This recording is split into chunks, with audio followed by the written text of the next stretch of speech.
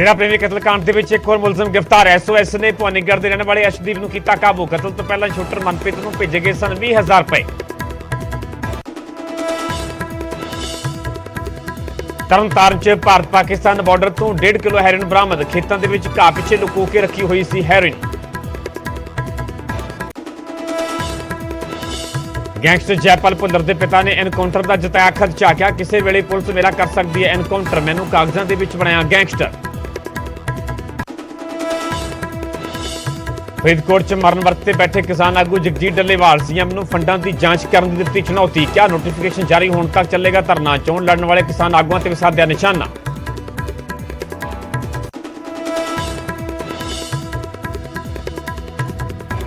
हरियाणा के स्पीकर वालों पंजाब के राज्यपाल के नाल मुलाकात। हरियाणा विधान सभा के लिए जमीन देने की की मांग। बोले जमीन बदले पंचकुला के देवांगे जमीन। अकाली दल बोलिया किसी भी कीमत से चंडीगढ़ के नहीं बन देवांगे विधान सभा। सीएम मान की साइन बोर्डों से पंजाबी लिखण की अपील। सारे अदारे मात भाषा को देण तरजीह। पंजाबी तो बाद बाकी भाषावां लिखियां जाण।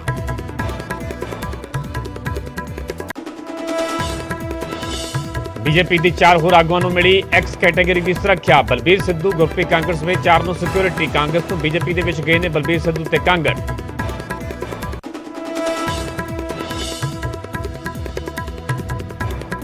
जलंधर च अकाली लीडर प्रिथीपाल ते फायरिंग। अकाली आगू ते उसके साथी की हालत गंभीर। शराब कारोबारी ते गोलियां चलाउण दा इल्जाम।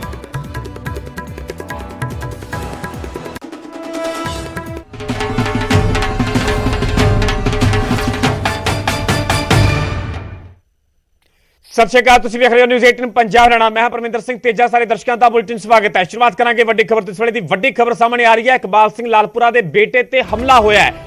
अजय वीर लालपुरा ते हमला होया है। नूरपुर बेदी दे विच मामला भी जिहड़ा दर्ज करवाया गया इस हमले नूं लैके। तुहानूं दस दईए कि इकबाल सिंह लालपुरा जिहड़े कि माइनॉरिटी कमीशन के चेयरमैन ते उन्हां दे बेटे ने अजय वीर लालपुरा जिन्हां ते हमला होया है नूरपुर बेदी दे विच इस हमले नूं लैके मामला भी दर्ज करवाया गया। फिलहाल पुलिस वालों मामले की जांच की जा रही है। पता लगाने की कोशिश की जा रही है कि आखिरकार हमला किस दे वल्लों किया गया। बयानों के आधार पर अगली कार्रवाई भी शुरू कर दी गई। तुहानूं दस दईए कि इकबाल सिंह लालपुरा जिहड़े कि माइनॉरिटी कमीशन के चेयरमैन ने उन्हां दे बेटे अजय वीर लालपुरा ते नूरपुर बेदी दे विच हमला है। नूरपुर बेदी दे विच ही मामला पुलिस के वल्लों दर्ज कर लिया गया तो पुलिस के वल्लों अगली कार्रवाई शुरू कर दी गई है। जिवें होर भी जानकारी आवेगी तुहाडे तक पहुंचावांगे, दर्शकों तक पहुंचाउण की कोशिश करांगे। तुहानूं दस दईए कि इकबाल सिंह लालपुरा जिहड़े माइनॉरिटी कमीशन के चेयरमैन ने पिछले दिनों के होर ज्यादा उदों सुर्खियां दे विच आए जदों अकाली दल के वल्लों SGPC के वल्लों गंभीर इल्जाम लालपुरा ते लगाए गए कि श्रोमणी कमेटी के चोणां दे विच उन्हां वल्लों दखलअंदाजी की जा रही है। दरअसल माइनॉरिटी कमीशन के चेयरमैन ने इकबाल सिंह लालपुरा ते उन्हां दे बेटे ने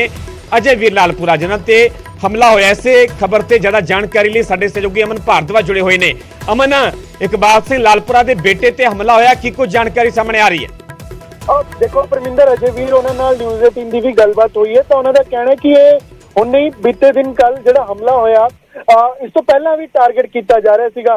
उन्होंने जिक्र किया कि 2 दिन पहला उन्होंने पिता वालों माइनिंग बाबत नोटिस जारी किया गया और उस तो बाद निशाना बनाया जा रहा है। और कल भी उन्होंने गड्डी नूं घेरिया गया। गड्डी नूं घेर के कॉर्नर करके टक्करां मारियां गईयां जो उन्होंने दस्सिया। उस तो बाद वैपन दिखाए गए और इसी दे चलदे अज जिहड़ा है अज दी दिन दे अंदर 7 धारावां तहत जिहदे च IPC 341 283 506 आर्म्स एक्ट 34 25 27 ते 30 ਅਤੇ IPC ਦੀ 34 धारा तहत मामला दर्ज किया गया है और FIR दर्ज करने तो बाद अगे की इन्वेस्टिगेशन जिहड़ी है की जा रही है परमिंदर। और उन्होंने कहना है कि खास करके एक पासे तो लॉ एंड ऑर्डर नूं लेके भी वो सवाल खड़े कर रहे हैं कि उन्होंने पिता माइनॉरिटी कमीशन के चेयरमैन ने माइनिंग बाबत उन्होंने नोटिस जारी किया।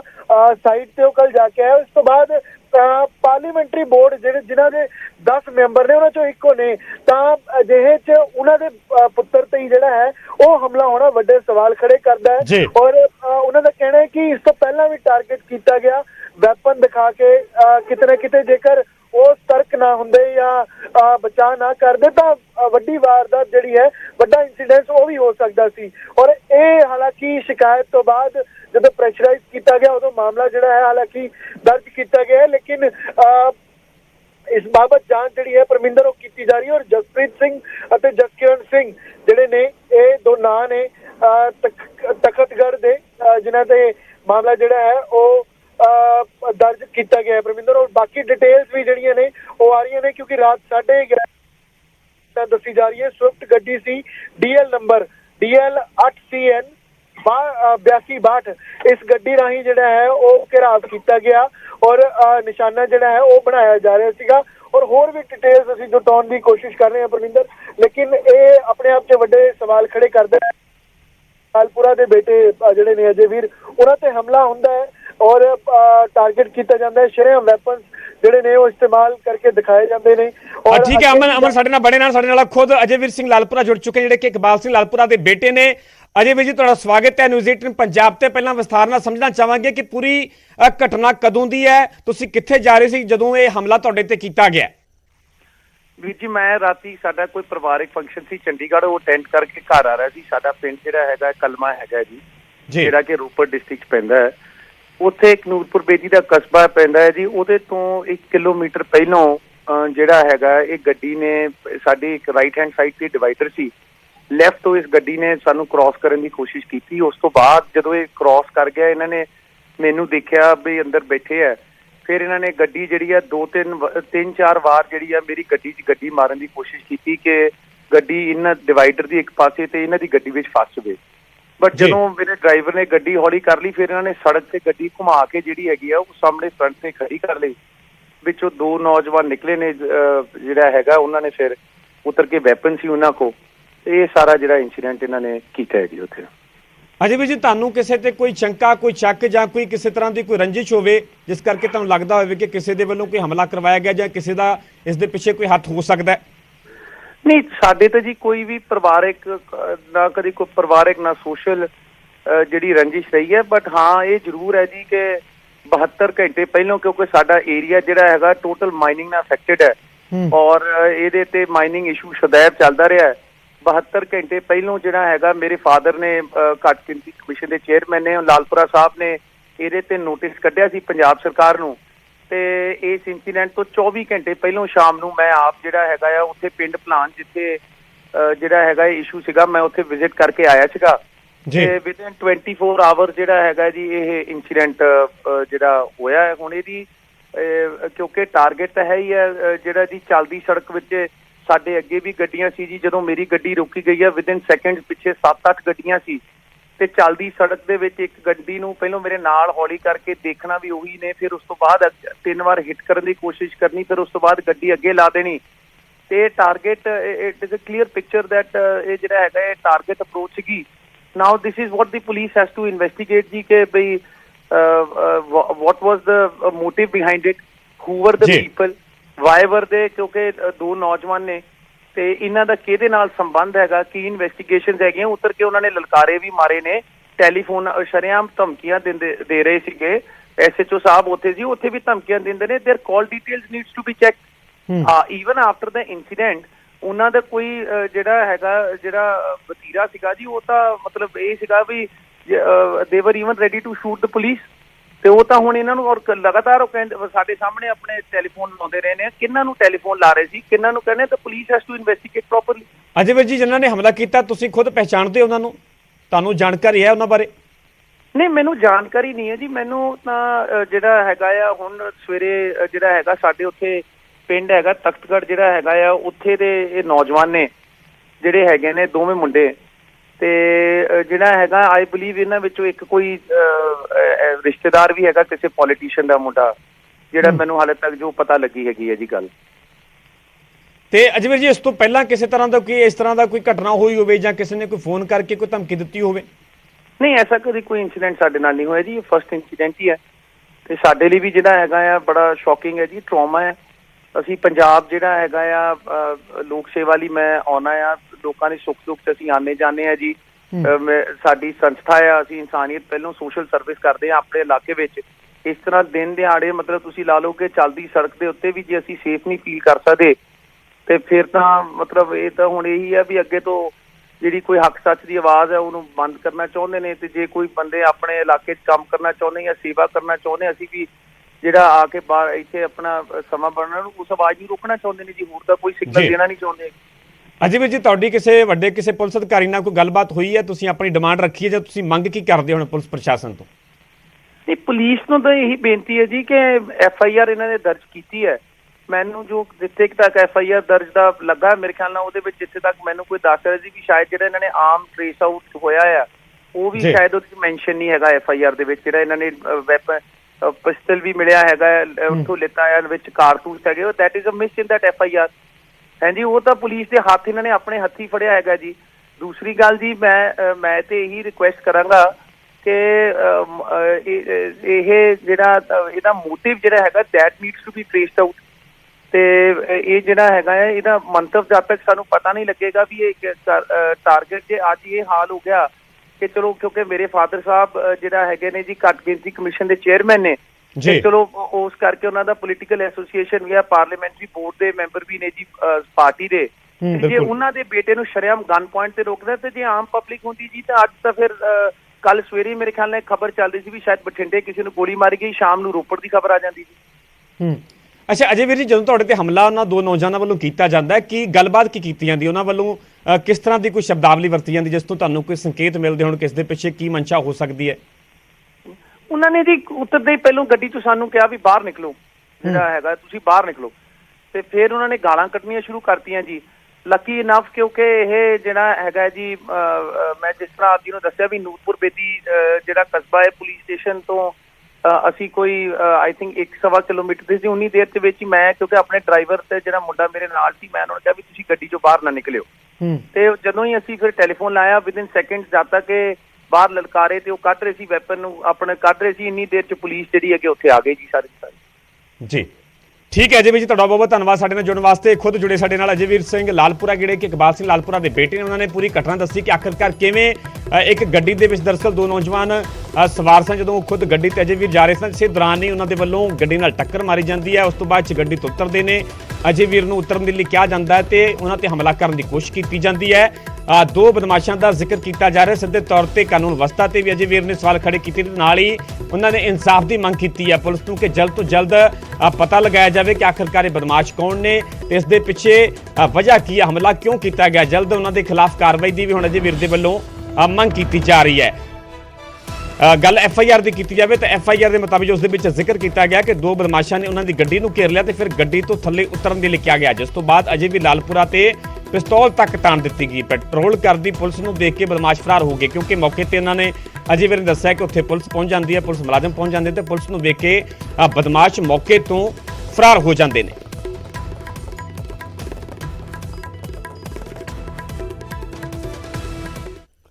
ਰੁਕ ਕਰਦੇ ਹਾਂ ਅਗਲੀ ਖਬਰ ਦਾ। CM ਮਾਨ ਦੀ ਪੰਜਾਬੀਆਂ ਨੂੰ ਅਪੀਲ। ਪੰਜਾਬੀਆਂ ਨੂੰ ਮੁੱਖ ਮੰਤਰੀ ਮਾਨ ਦੇ ਵੱਲੋਂ ਅਪੀਲ ਕੀਤੀ ਗਈ ਹੈ ਕਿ ਸਾਈਨ ਬੋਰਡਾਂ ਤੇ ਪੰਜਾਬੀ ਲਿਖੀ ਜਾਵੇ।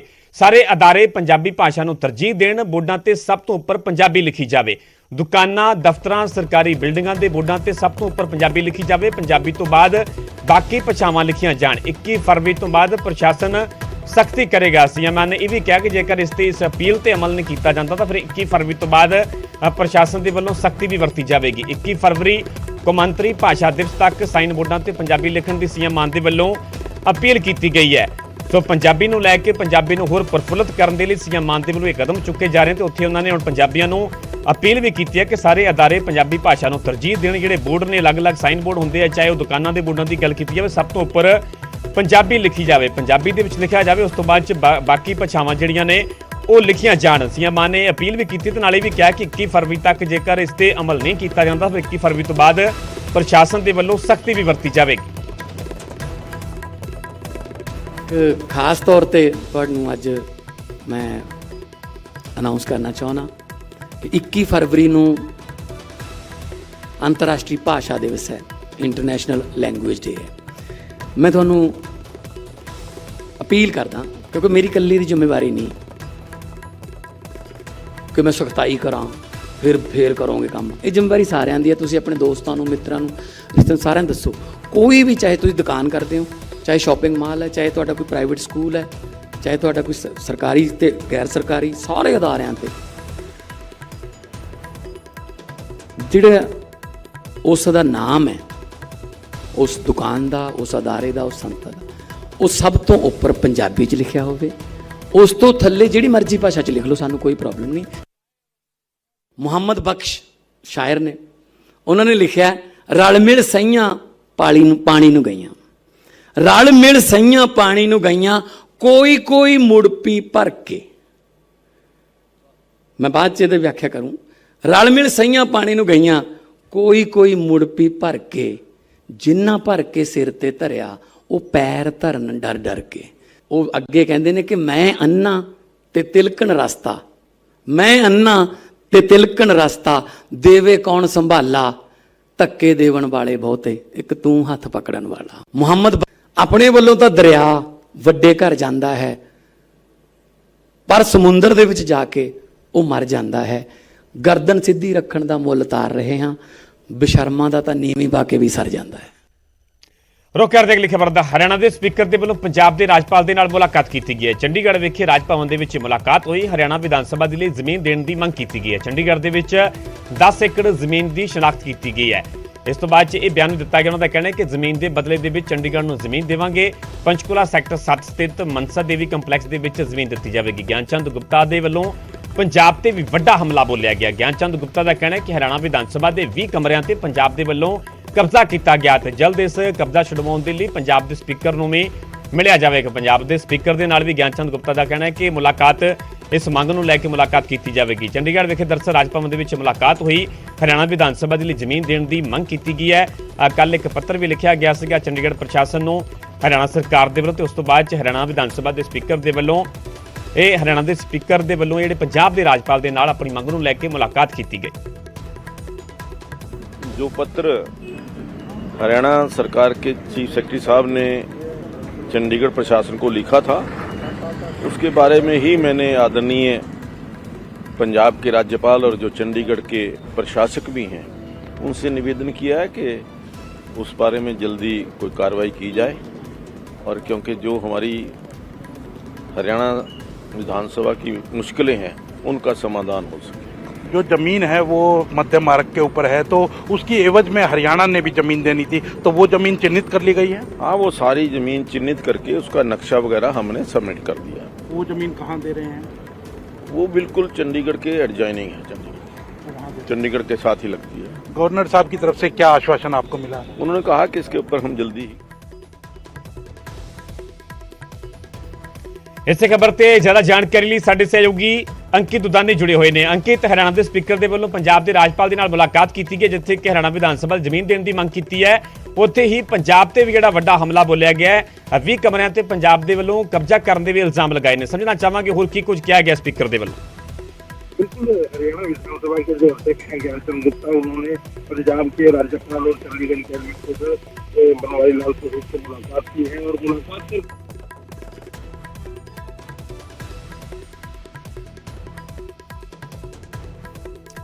ठीक है अंकित, पूरी जानकारी ਲਈ ਬਹੁਤ ਧੰਨਵਾਦ। ਦਰਅਸਲ ਹਰਿਆਣਾ ਦੇ ਸਪੀਕਰ ਦੇ ਨਾਲ ਪੰਜਾਬ ਦੇ ਰਾਜਪਾਲ ਦੇ ਨਾਲ ਮੁਲਾਕਾਤ ਕੀਤੀ ਗਈ ਹੈ ਤੇ ਹਰਿਆਣਾ ਵਿਧਾਨ ਸਭਾ ਦੇ ਲਈ ਜ਼ਮੀਨ ਦੇਣ ਦੀ ਮੰਗ ਕੀਤੀ ਹੈ। ਉੱਥੇ ਹੀ ਗਿਆਨਚੰਦ ਗੁਪਤਾ ਨੇ ਪੰਜਾਬ ਤੇ ਵੀ ਵੱਡਾ ਹਮਲਾ ਬੋਲਣ ਦਾ ਕਹਿਣਾ ਕਿ ਹਰਿਆਣਾ ਵਿਧਾਨ ਸਭਾ ਦੇ 20 ਕਮਰਿਆਂ ਤੇ ਪੰਜਾਬ ਦੇ ਵੱਲੋਂ ਕਬਜ਼ਾ ਕੀਤਾ ਗਿਆ ਤੇ ਜਲਦ ਕਬਜ਼ਾ ਛੁਡਵਾਉਣ ਦੇ ਲਈ ਪੰਜਾਬ ਦੇ ਸਪੀਕਰ ਦੇ ਨਾਲ ਮੁਲਾਕਾਤ ਕੀਤੀ ਜਾਵੇਗੀ।